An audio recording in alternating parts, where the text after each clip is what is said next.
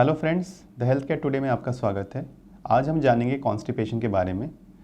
वैसे कॉन्स्टिपेशन बहुत common problem है। सबको पता है कि कॉन्स्टिपेशन का मतलब कब्ज होना, जिसे ये कहते हैं कि मोशन हमें प्रेशर नहीं लगता, या कई बार ऐसे कहते हैं कि पेशेंट को जो है मोशन लगता नहीं है, उसका प्रेशर बनता नहीं है, या जाता है तो 2-3 बार जाना पड़ता है, गैस बनती है। तो ये जानेंगे कि होता है क्या कॉन्स्टिपेशन। तो कॉन्स्टिपेशन का मतलब हुआ कि किसी पेशेंट को अगर मोशन रोज़ नहीं आना। वो कहते हैं कि अगर किसी को एक बार मोशन होता है दिन में तो उसको योगी कहते हैं, अगर 2 बार होता है तो वो भोगी, अगर 3 बार जाना पड़ता है तो वो रोगी कहलाता है। तो इसका मतलब है कि अगर किसी को मोशन साफ़ नहीं होता, सुबह नहीं होता है मोशन, और उसका पेट साफ़ नहीं होता है, उसका मन शांत नहीं होता, उस वक्त दिन भर चिड़चिड़ा रहता है, पेट फूल जाता है, खाने की मन नहीं करते, तो ये जानेंगे कॉन्स्टिपेशन जो प्रॉब्लम है, ये काफ़ी प्रॉब्लम जो है एग्जिस्ट करता है हमारे सोसाइटीज़ में। मोशन देखा जाए तो मोशन जो है, एक बार पेशेंट को अगर किसी को लगता है मोशन, तो विद इन 1 मिनट में मोशन पास हो जाना चाहिए। और वो मोशन जो है, अगर पूछा जाए कि नॉर्मल आइडियल स्टूल्स क्या होता है उसमें, तो मोशन शुड बी कि एक बनाना शेप होना चाहिए, सेमी सॉलिड होना चाहिए, स्मूथ होना चाहिए, एंड शुड फ्लोट, मतलब तैरना चाहिए पानी में।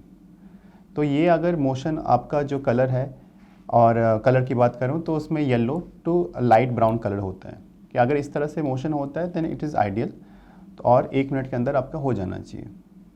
अगर ये आपका नहीं होता और साथ में आपको हमेशा ऐसा लगता है कि आपको 2-3 बार जाना पड़ता है पेट साफ़ करने के लिए, या पेट क्लियर नहीं हो रहा है, या दवाएं लेनी पड़ रही है, तो इसका मतलब है आपको कब्ज़ का प्रॉब्लम है, कॉन्स्टिपेशन है। आपको जानना पड़ेगा कि आपका कॉन्स्टिपेशन क्या ये कोई डिजीज़ रिलेटेड है या आपका लाइफस्टाइल रिलेटेड है। लाइफस्टाइल में यूजुअली जो हमारे पास पेशेंट्स आते हैं 90% जो होते हैं वो लाइफस्टाइल के चलते होते हैं।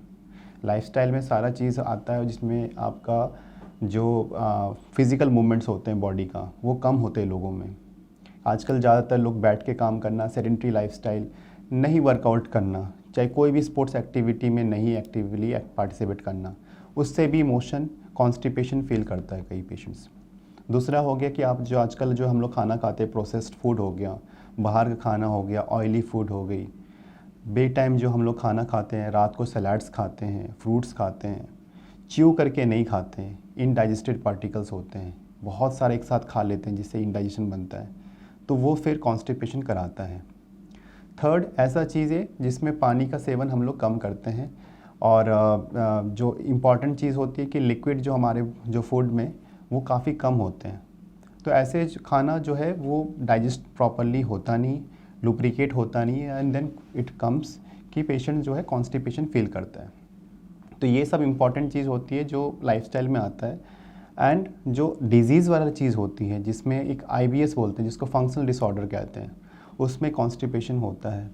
दूसरा, जिसमें किसी को जैसे ओल्ड एज पेशेंट्स में उनका जो रेक्टम में जो सिनर्जीज होते हैं मोशन को पास करने के लिए, वो नर्व्स वीकनेस होता है, कई बार उसके चलते भी कॉन्स्टिपेशन फील होती है। कुछ ऐसे डिजीज़ होते हैं जहाँ पे पेशेंट कॉन्स्टिपेशन फील करता है, जैसे किसी को रेक्टम में इन्फेक्शन हो या कोई कोलोन में इन्फेक्शन होता है, तब भी पेशेंट को कॉन्स्टिपेशन का सिम्टम्स आते हैं। तो आप ये समझ गए कि कॉन्स्टिपेशन होता क्या है, कॉन्स्टिपेशन कैसे जानेंगे, और कॉन्स्टिपेशन का कारण क्या होता है। उसके बाद हम जानेंगे कि कॉन्स्टिपेशन को ठीक करने के लिए कैसे हम कह सकते हैं कि आप खुद ही मैनेज करके हम ठीक हो जाएं।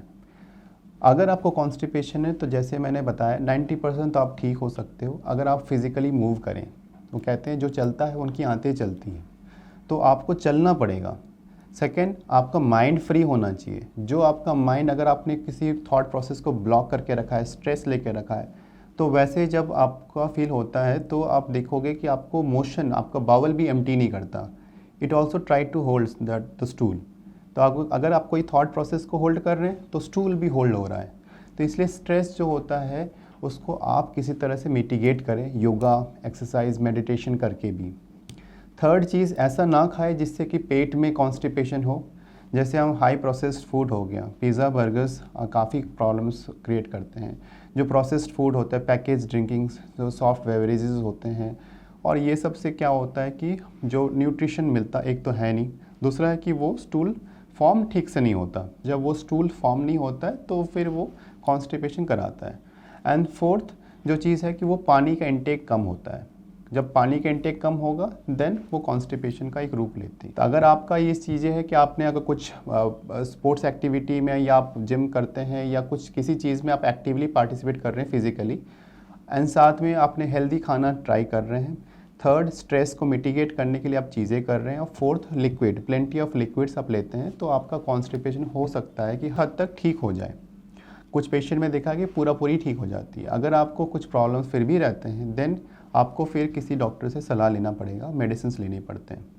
एंड कई बार जो इन्फेक्शंस को देखने के लिए जो जांचें होती है वो जांच के लिए दवा दी जाती है, एंड देन वो धीरे धीरे वो दवाइयाँ कम करते हैं।